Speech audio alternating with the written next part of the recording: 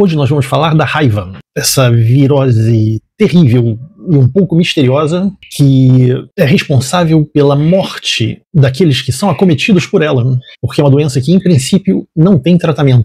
Os sintomas são violentos e, às vezes, difíceis de entender. Chamam a raiva de hidrofobia. Mas por que hidrofobia? O animal tem medo da água? E se o humano pegasse a raiva, teria ele medo da água também? Vamos tentar entender o que acontece com essa doença, vamos tentar ver se existe realmente formas de tratamento e, em suma, vamos tentar desmistificar toda essa aura que existe em torno dessa doença que nos leva até a mitologia dos vampiros e, ultimamente, até com os zumbis. Existem obras de terror e ficção científica que culpam o vírus da raiva pelo aparecimento dos zumbis. Vem comigo, no caminho eu explico.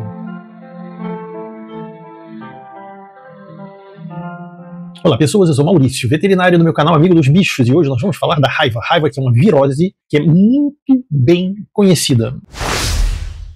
É uma virose que é estudada desde sempre e que existe historicamente, causando problemas seríssimos a nível das populações que estão em contato com animais, e ela é causada por um vírus que é sempre mortal, transmitido para as pessoas pela saliva de mamíferos infectados. A raiva é transmitida pela saliva, então frequentemente mordedura, mas também o simples contato com a saliva de animais infectados. Existe um caso documentado de transmissão por transplante de órgãos, mas imagino que isso seja a exceção das exceções. No Brasil, classicamente, são os gatos e principalmente os cães que são os transmissores. Ele é muito associado aos cães, porque os cães são a principal fonte de contaminação.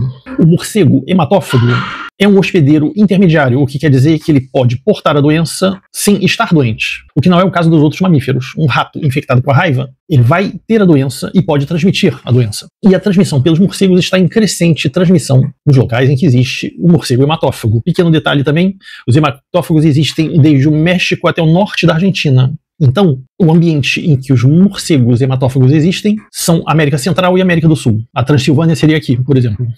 Não existem morcegos vampiros na Europa, nem no norte dos Estados Unidos. Os reservatórios, então, dessa doença são os canídeos domésticos e selvagens e os morcegos hematófagos. O vírus, que é bem conhecido e estudado, é um vírus do gênero Lyssavirus, da família Rhabdoviridae. E existem 6 genótipos para o vírus. Isso tudo são detalhes de rodapé de livro para nós. Quanto à epidemiologia, apesar de ser a zoonose mais conhecida e mais publicizada do mundo, é uma doença relativamente rara. Nós temos 15 mil casos por ano no Brasil e 65 mil casos por ano no mundo, 95% dos quais na África e na Ásia.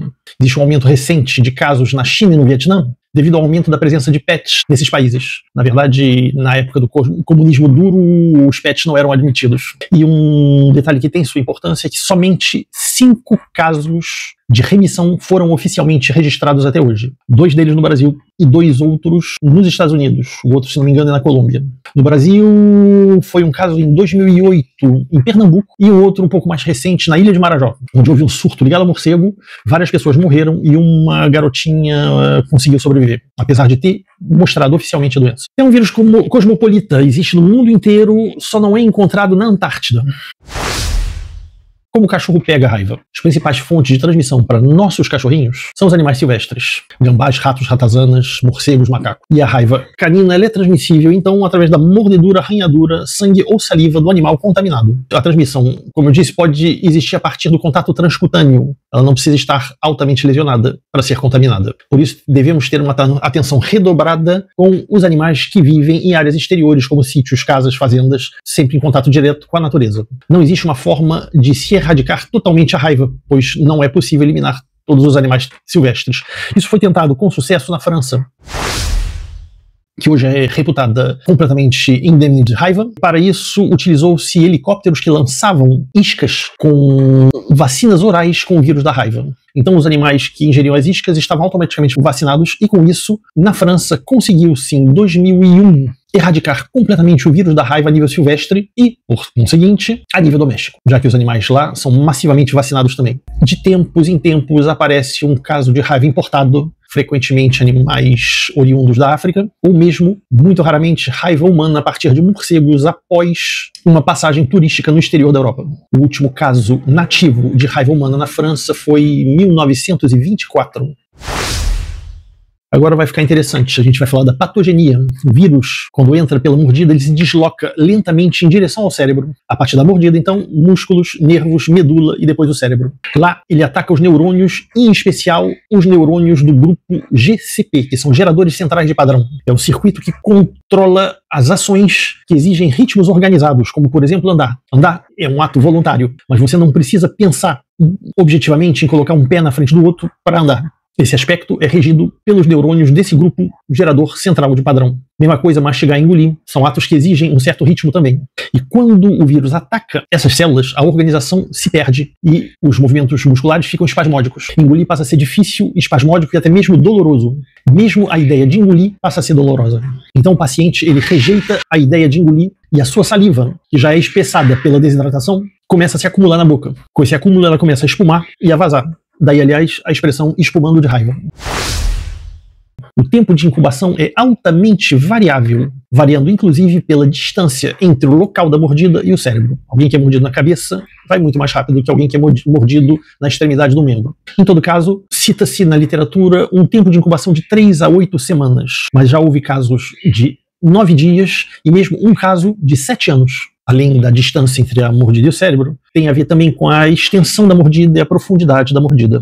Tudo isso vai ditar a quantidade de vírus que são inoculados, e essa replicação inicial no local da mordedura é realmente lenta, o que, aliás, é bom porque permite que se faça uma vacinação urgente no animal ou no humano, de forma que ele consiga ter defesas antes do início da manifestação dos sintomas da doença. Um animal que é mordido, ele começa a transmitir a doença 3 a 7 dias antes do aparecimento dos sintomas e dura até a morte do animal. Isso também se explica facilmente a partir do momento que se aceita que o início dos sintomas não é o que nós vemos, mas o que o animal sente e começa a esconder antes de mostrar. Então, 3 a 7 dias antes que ele não consiga mais esconder seus sintomas e a doença se manifeste completamente.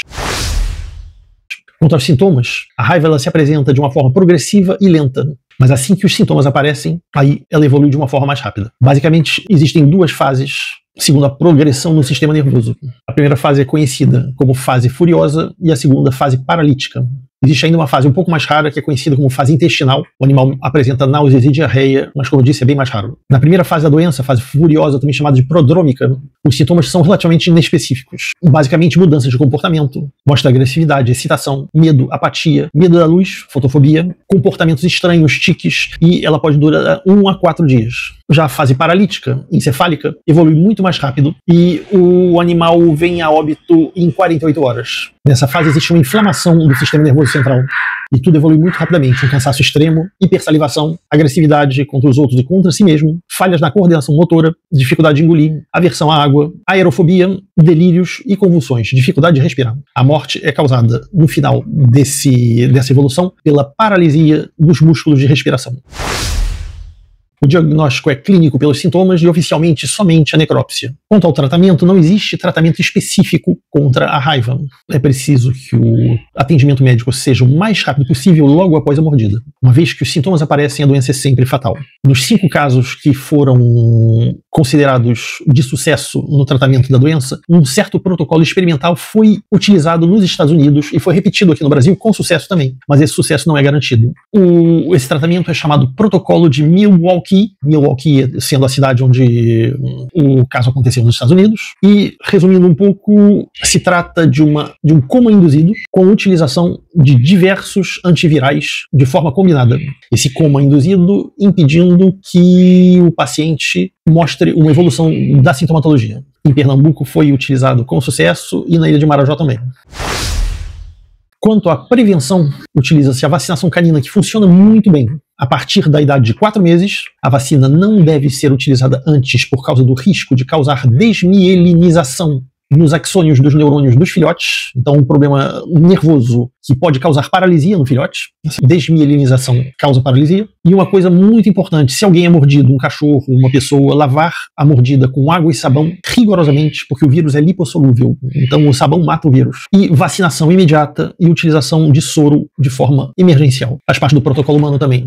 Não esqueçamos que a raiva é uma zoonose e que quando nós somos mordidos por um animal, mesmo um animal de rua, é importante que esse animal seja guardado em observação durante um período de 10 dias, porque se ele estiver mostrando sintomas de raiva, vai ser necessária uma necrópsia para confirmação se ele era portador ou não, mesmo se o protocolo de tratamento e de prevenção urgente já foi começado no ser humano que foi mordido.